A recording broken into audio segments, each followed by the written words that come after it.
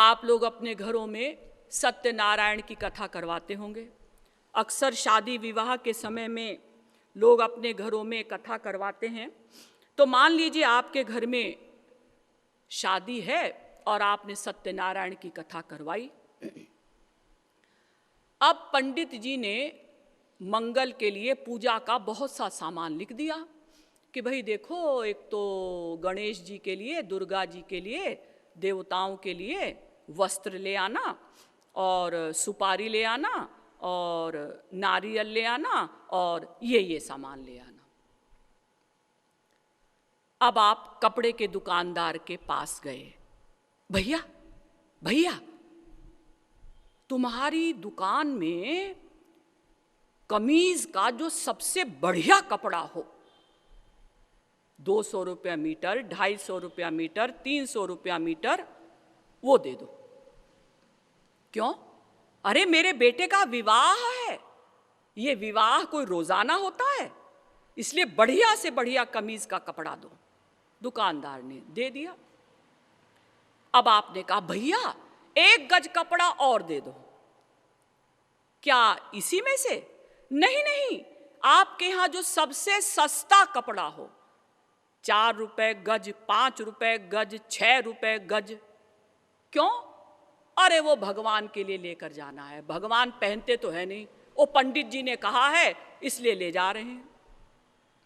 सोचिए, अपने सांसारिक शारीरिक स्वार्थी बेटे के लिए, जो हर जन्म में बदलने वाला आपका बेटा है प्लस स्वार्थी है, उसके लिए तो 300 रुपए मीटर का कपड़ा, और जो हमारी आत्मा की आत्मा परमात्मा है, जिनसे हमारे सारे रिश्ते हैं, उनके लिए 5 रुपए गज का कपड़ा। यानी भगवान हमारे शारीरिक बेटे के बराबर भी न रहे। उसके बाद आप जाते हैं पंसारी के पास। भैया सुपारी देना। दुकानदार ने गोल गोल मोटी मोटी सुपारी निकाली। अरे ये वाली सुपारी नहीं, पूजा वाली सुपारी। पूजा वाली सुपारी क्या भगवान के लोक से पार्सल होकर आती है? नहीं, जो सड़ी गली सुपारियां होती हैं हल्की हल्की, जिनको मनुष्य नहीं खा सकता, उसको दुकानदार लोग अलग रख देते हैं। कोई पूजा वाला आएगा, उसको दे देंगे। तो एक छटाक में 20-25 सुपारियां चढ़ जाएंगी, तो 20-25 देवता सस्ते में निपट जाएंगे। ये हम लोगों का कच्चा चिट्ठा है। हम लोग जो अपने को कहते हैं ना, हम वैष्णव हैं, हम शैव हैं, हम शाक्त हैं, हम लोग जो मंदिरों में चक्कर लगाते हैं, चारों धामों की मार्चिंग करते हैं, ये हम लोगों की स्थिति है। आप लोग मंदिर जाते हैं नया जूता या नई चप्पल पहनकर, जबकि जानते हैं कि मंदिरों में चप्पल और जूतों की चोरी होती है, फिर भी नया जूता पहनकर चले गए। अब जूता कहाँ उतारें? इधर उतारना तो ठीक नहीं, उधर एक कोने में उतारते हैं। कोने में जूता उतारा, भगवान की मूर्ति के सामने खड़े हुए। त्वमेव माता, और जूते की ओर देख लिया। यानी जूता ही मेरी माँ है, जूता ही मेरा पिता है। अरे जहां मन का अटैचमेंट होगा, उसी की उपासना मानी जाएगी।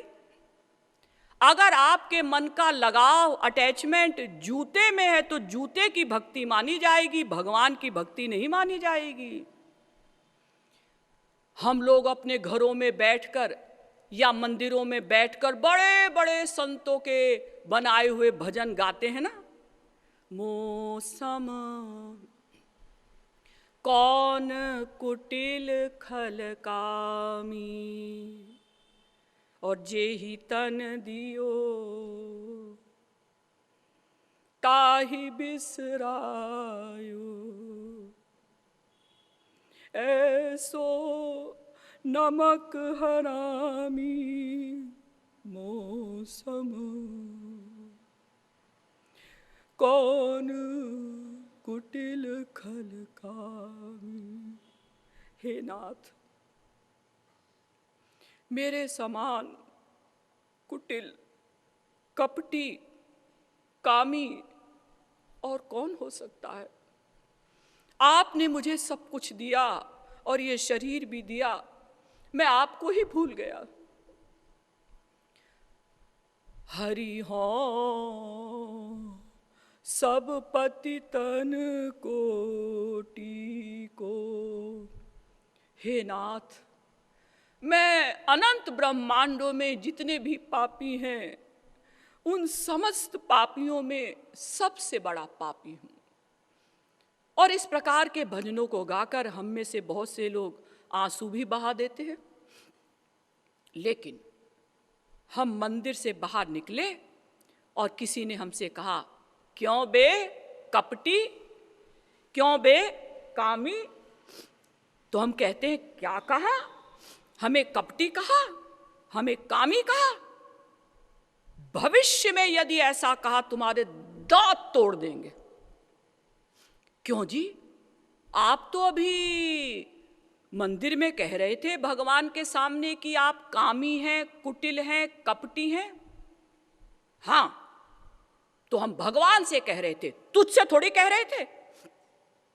अरे तो जब आपने भगवान के सामने एडमिट कर लिया, जो भगवान सर्वज्ञ हैं, सर्वद्रष्टा हैं, सर्वनियंता हैं, सर्वसाक्षी हैं, सर्वसुहृत हैं, सर्वेश्वर हैं, सर्वशक्तिमान हैं, जब आपने उनके सामने एडमिट कर लिया कि आप कामी, कपटी, कुटिल हैं, तो फिर संसार वालों के सामने मानने में ऑब्जेक्शन क्यों? ऐतराज क्यों? इसीलिए आप लोग अपने बच्चों को भी ऐसा ही सिखाते हैं, देखो बेटा, ये मंदिर है, मंदिर में बदमाशी नहीं करते। तो आपका बेटा आपके इस वाक्य का ये अर्थ निकालता है कि इसका मतलब मंदिर के बाहर बदमाशी कर सकते हैं। भगवान तो मंदिर में रहते हैं, बाहर तो रहते नहीं। किसने कहा कि भगवान मंदिर में ही रहते हैं? प्रभु व्यापक सर्वत्र समाना, प्रेम ते प्रकट होई मैं जाना। एको देवः सर्वभूतेषु गूढ़ः, सर्वव्यापी सर्वभूतांतरात्मा, कर्माध्यक्षः सर्वलोकाधिवासः, साक्षी चेता केवलो निर्गुणश्च। श्वेताश्वतरोपनिषद 6वें अध्याय का 11वां मंत्र। सर्वभूतेषु गूढ़ः, भगवान सब में रहते हैं और सर्वव्यापी, सर्वव्यापक भी हैं। मया ततमिदं सर्वं जगदव्यक्तमूर्तिना, मत्स्थानि सर्वभूतानि न चाहं तेष्वस्थितः। गीता के 9वें अध्याय का 4था श्लोक। भगवान सर्वव्यापक हैं, लेकिन चूंकि हम स्वयं ऐसा नहीं मानते, इसलिए बच्चों को भी ऐसा ही सिखाते हैं कि भगवान मंदिर में रहते हैं। इसीलिए हम लोग जब मंदिर जाते हैं या पूजा में बैठते हैं, उतनी देर हम रियलाइज करते हैं कि भगवान हमारे साथ हैं, हमें देख रहे हैं, और बाकी टाइम हम सोचते हैं हम अकेले हैं, कोई नहीं जानता कि हम क्या कर रहे हैं, कोई नहीं जानता कि हम क्या सोच रहे हैं। जितनी देर हम गीता, भागवत, रामायण पढ़ते हैं या कीर्तन करते हैं, उतनी देर भगवान को अपने साथ मान लेते हैं और बाकी टाइम भूल जाते हैं। तो हमारी इस प्रकार की दुधार तलवार चल रही है।